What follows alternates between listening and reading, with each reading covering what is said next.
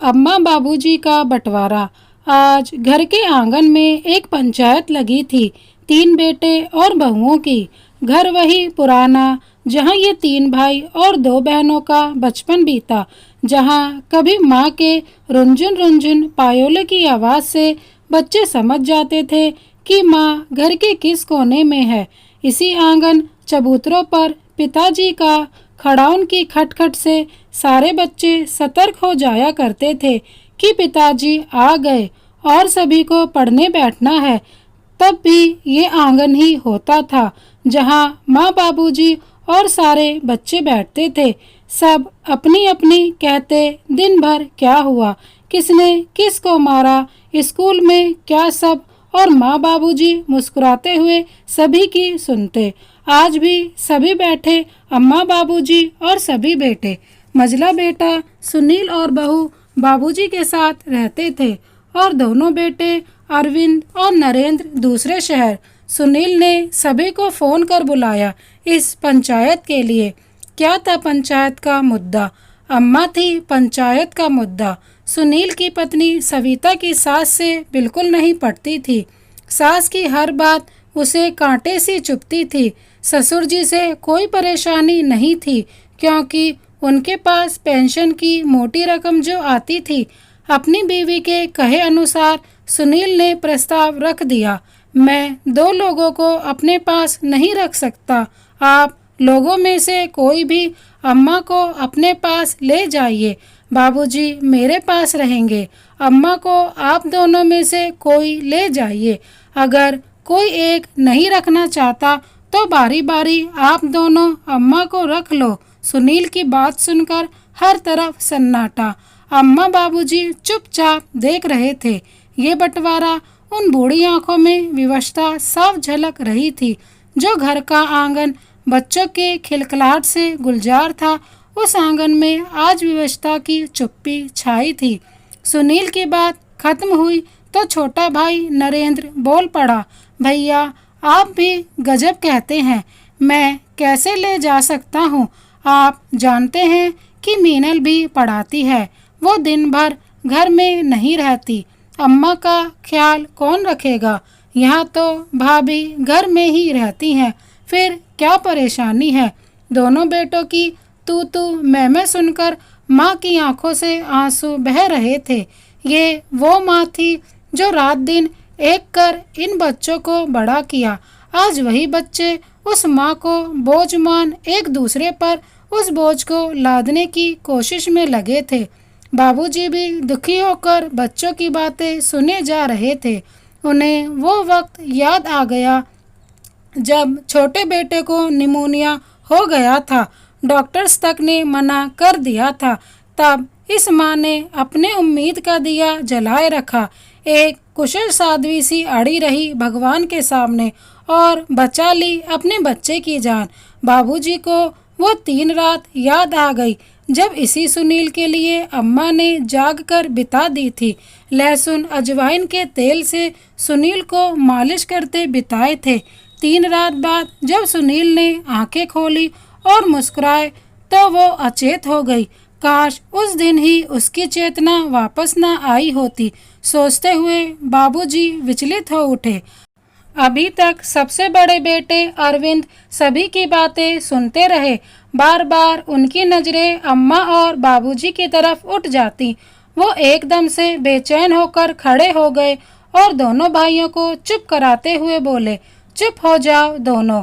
आज तुम दोनों इस बात की पंचायत लेकर बैठे हो कि अम्मा बाबूजी किसके साथ रहेंगे। वो किसी के साथ नहीं रहेंगे, वो दोनों एक दूसरे के साथ रहेंगे। ये घर, ये गृहस्थी उनकी है। हम कौन होते हैं उन्हें यहाँ से कहीं और भेजने वाले? और सुनील, तुम कौन होते हो उम्र के इस पड़ाव में उन्हें अलग करने वाले? क्या तुमने उनका साथ जोड़ा था जो तुम ये करने जा रहे हो? इतने वर्षों के साथ को तुम खत्म करने वाले कौन होते हो? कहते कहते अरविंद जी रोने लगे, फिर हिम्मत जुटाई और बोलने लगे, और नरेंद्र, तुम उस माँ को अपने साथ नहीं ले जाना चाहते जिस माँ ने 9 महीने गर्भ में रखा। उन्होंने अगर उस समय तुम्हारे अस्तित्व को इनकार कर दिया होता तो शायद तुम उनको मना करने के लिए यहाँ खड़े नहीं होते। छी, शर्म आती है मुझे तुम दोनों की सोच पर। अम्मा बाबूजी का बंटवारा करने चले थे। नहीं होगा अम्मा बाबूजी का बंटवारा, मैं लेकर जाऊंगा दोनों लोगों को साथ में। उम्र के इस पड़ाव पर यह संबंध विच्छेद मैं नहीं होने दूंगा। ये जहाँ भी रहेंगे साथ रहेंगे। अरविंद ने ये सब कहा और अपनी पत्नी शुभा की तरफ देखने लगे तो उन्होंने मुस्कुराकर पति के बात पर अपना समर्थन दे दिया। उधर अम्मा बाबूजी स्तंभ थे। जहाँ दो बेटे उनके अस्तित्व और उनके साथ को नकार रहे थे, वहीं एक बेटा उनके साथ सम्मान और अधिकार के लिए डट के खड़ा था। बाबूजी खुशी से मुस्कुरा रहे थे, इसलिए नहीं कि बेटा उन्हें अपने साथ लेवा जा रहा था, बल्कि इसलिए कि उनके दिए संस्कार का बीज एक बेटे के अंदर जीवित था, जागृत था। अम्मा बाबूजी के जाने की तैयारी पूरी हो गई। सुनील शर्म से कुछ बोल नहीं पा रहा था, लेकिन परेशान भी था। आज तक ये घर बाबूजी की पेंशन पर चलता आ रहा था। अब क्या होगा, कैसे सब कुछ चलेगा, लेकिन हिम्मत नहीं थी कि कुछ कह पाए। बाबूजी अम्मा अरविंद के साथ चलने लगे। सुनील ने झुककर अम्मा का पैर छुआ तो अम्मा ने बाबूजी के अकाउंट का एटीएम रख दिया हाथों पर। ये देख सुनील के आंखों से आंसू बह निकले। अम्मा को एटीएम वापस कर दिया और बोला, नहीं अम्मा, मुझे नहीं चाहिए ये। मैं आपका नालायक बेटा हूँ, बस मुझे माफ़ी दे दो। अब कोशिश करूँगा कि आपका लायक बेटा बनकर दिखाऊं। रख ले सुनील, मुझे पता है कि इसके बिना तुम सबको परेशानी होगी, बाबूजी ने कहा। तो सुनील ने उनके चरण पकड़ लिए। नहीं बाबूजी, अब मुझे अपने दम पर कुछ करने दीजिए, नहीं तो मैं नालायक बेटा आपसे मांग लूँगा, कहते हुए फफक फफक के रो पड़ा। बेटे को भारी मन से आशीर्वाद देकर विदा लिया अम्मा बाबूजी ने। आज सुनील खड़ा था उसी आंगन में एकदम अकेला, और उसे हर तरफ माँ के पायल की आवाज़ सुनाई दे रही थी। वो निढाल सा बैठ गया, अपने कान बंद कर। अम्मा बाबूजी निकल पड़े अपने बेटे के साथ, जिसने आज उनका बंटवारा होने से रोक दिया और आज विवाह के इतने सालों बाद उम्र के आखिरी पड़ाव में नया गठबंधन कर दिया था अम्मा बाबूजी का।